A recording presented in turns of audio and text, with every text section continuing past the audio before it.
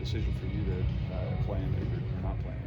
Oh man, it's a no-brainer for me to play. Like I feel like everything that I've poured into this team, everything that this team has poured into me, like it would be very hypocritical of me not to play. And it's just the love that I have for this place and the love that I have for the game of football. If I have another opportunity to play this game, I'm definitely going to take advantage of it. So playing this game is a no-brainer for me. Sorry, how much does 10 wins matter? It means a lot. There's a lot of goals that we had set out in front of us before this year took place, and obviously we can't achieve most of those goals now. But one of the goals that is left to achieve is reaching 10 wins. So that's at the forefront of our minds right now, and going out to Tampa and getting a W. Have you made a decision about going to the next level, about what next year looks like for you? I haven't yet. I'm just focused on going down to Tampa and getting a victory. Obviously, it's a very different Michigan team than last year, especially with the opt-outs. But just how much is that game, the result last year, going to weigh on you? It doesn't weigh on me too much. It's just it helps getting to know who some of those players are. Like as you mentioned, a lot of their players opted out, but a good amount of them are still playing as well. So having some type of familiarity with them, with their system, with the culture of that team, they're a great team. They're well coached, and very excited to play against them in Tampa. Just what have you seen from Michigan's defensive front? Great technique, same stuff I saw last year. They're very well coached up. They're going to be where they're supposed to be, and they're a bunch of playmakers up front. So this is a game that you come to Alabama for, to play against great defensive lines like that.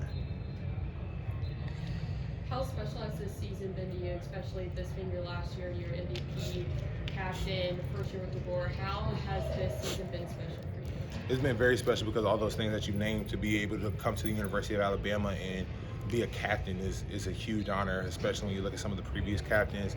To be seen as an MVP by my teammates, that's a huge honor as well. And just to be a part of the transition from Coach Saban to Coach DeBoer. So I've always really focused on like what will my legacy be when I leave the University of Alabama, and I felt like some of the things I've done have definitely added to my legacy. And of course there are more things I would like to add to my legacy, but it's been very special, and I wouldn't change anything that happened this year for anything, because it's going to make me who I am as a man in the future, and my teammates as well. So I'm very blessed for all the ups and downs that we've had this season.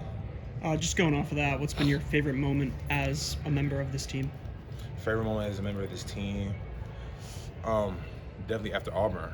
The locker room after Auburn, obviously you get to beat Auburn. That's a great feeling, especially when they were talking a lot of junk and talking about how they were never going to lose to Alabama. So that was a great feeling. But just to look around the locker room and just to hug your brother, and really you just have a different type of love for everybody in that room, because everybody in that room came or stayed when it was hard to. So just love and respect for everybody in that room, and to make it to the end of the season and not have the result that we want, but have that love and that relationship with everybody in that room. That was special. I'll never forget that locker room feeling after the game. When you look at, I guess, the makeup of the offensive line room, and this time kind of to not only develop the room for the ReliaQuest Bowl, but ahead of 2025, I guess what do you see, whether from the guys that may have not, whether it's younger guys, whether it's incoming freshmen, like what do you see in terms of just the future of the Alabama offensive line? Is it bright? Like, no, yeah, the future of the Alabama offensive line is very bright, and that's really just due to experience. A lot of guys who hadn't played before this year have gotten some reps, whether it was just as simple as somebody's helmet popping off and guys getting in-game reps. Like, there's no substitute for in-game reps. And when people sit home on Twitter and talk about, oh, that guy sucks, they've never played a college football snap before, and they don't understand what it really takes. So for some of these younger guys to get reps and to learn what it takes and then get on-the-job experience, there's no substitute for that. So the future of this offensive line is very promising. There's a guy that maybe we don't see, or the public doesn't see, that it's like, yeah, this guy's going to be a dude in 2025.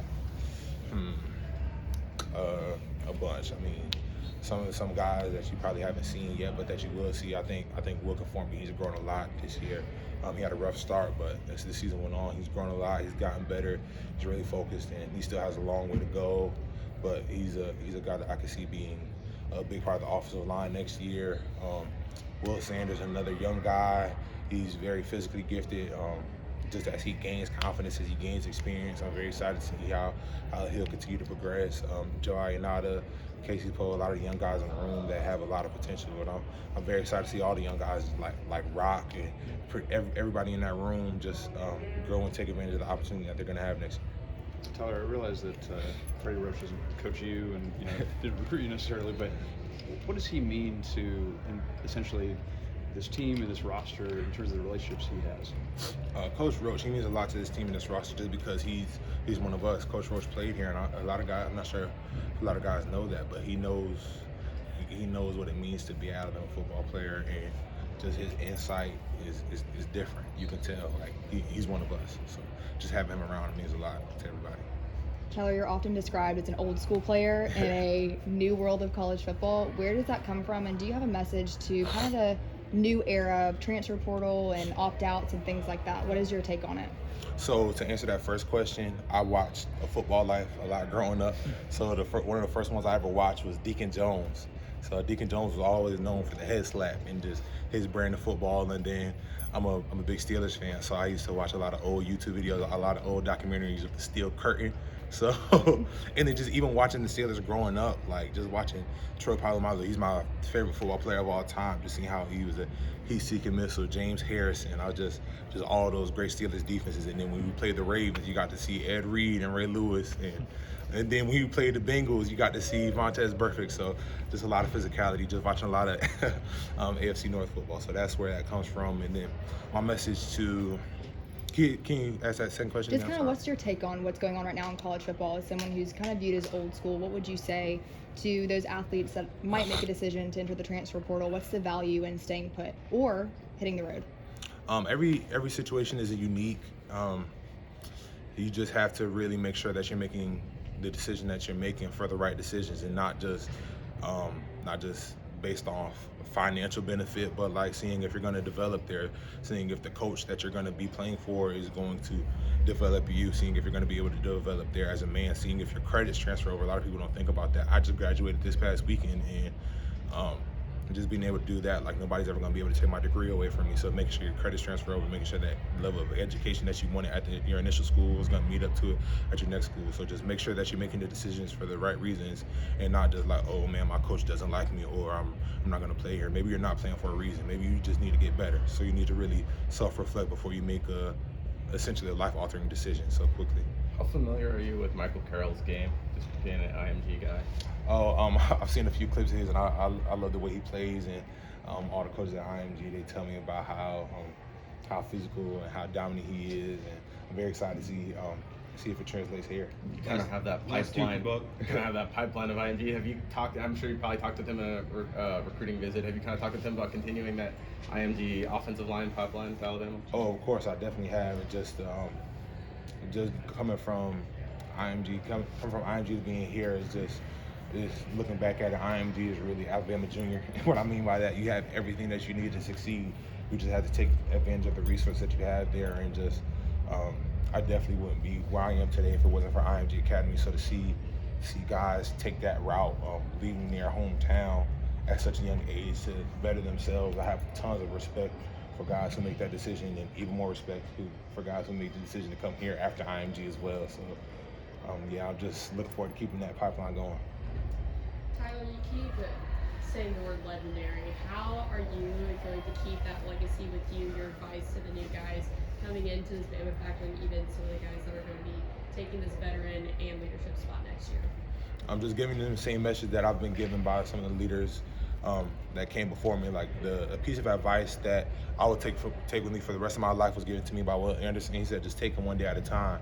And as simple as that may seem, like it'll change your whole mindset, because when you first get to Alabama, they sit you down and they're like, okay, we're about to go into workouts. After that, you got fourth quarter. After that, you got spring ball. Then you get 2.5 weeks off from May. Then you come back for July workouts. Then you got fall camp. After that, you got the season. And then it just keeps going and going and going and going until you leave. And that seems like a lot when you get there as a freshman. But if you really break it down to like, okay, let me make sure I'm on time for class tomorrow. Let me make sure I win and complete tomorrow. Let me make sure I dominate tomorrow, so I can have a better day after tomorrow. Let me dominate today so I can have a great tomorrow. That's what I meant to say. But just taking everything one day at a time. Like, let me make sure Let me make sure I win today. Let me make sure I take care of everything today. Tomorrow will end up better. So just passing on little pieces of advice like that. Thanks, y'all. Thanks, y'all. Have a